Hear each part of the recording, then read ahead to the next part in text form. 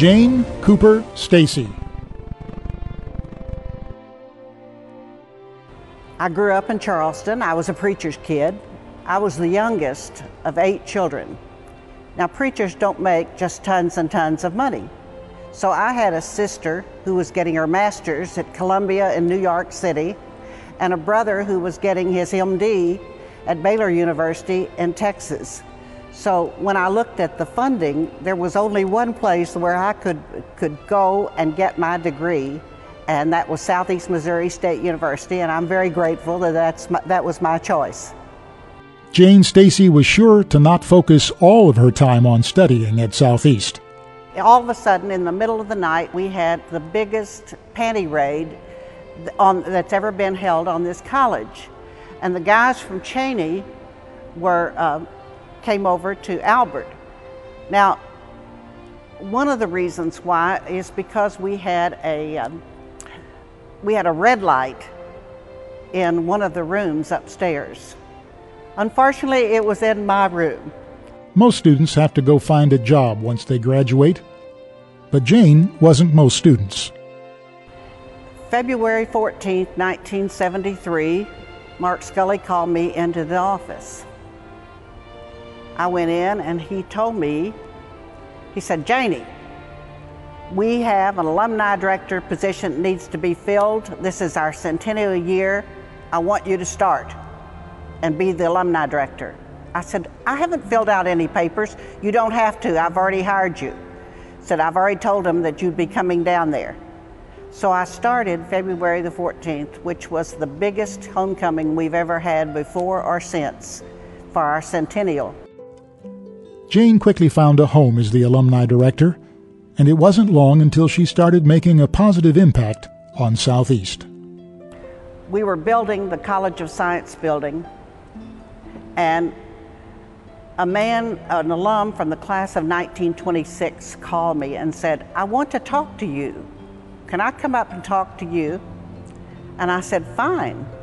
So he walked in the house and he said to me, "I'm 82 years old. What should I do for the university? You tell me what to do." This was a man from Gideon.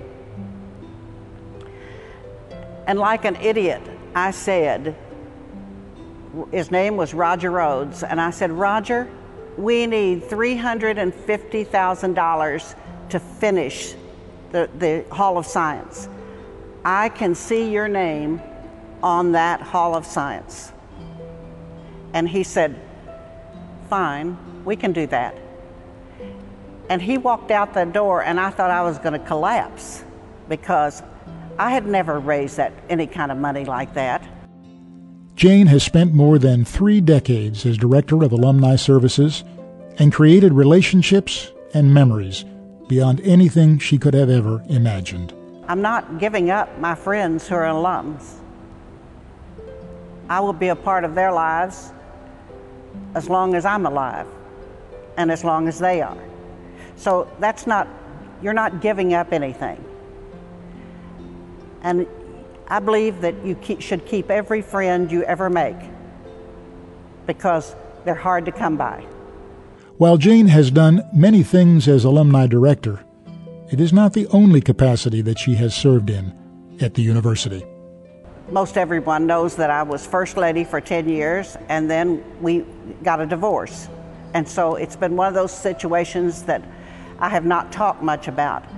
But those years living at Wildwood, raising my children there, I think of all the students that were a part of the Homecoming Steering Committee. I was the major advisor. I think of all the students that we entertained at Wildwood, and all of the drives and everything that we tried to do on campus.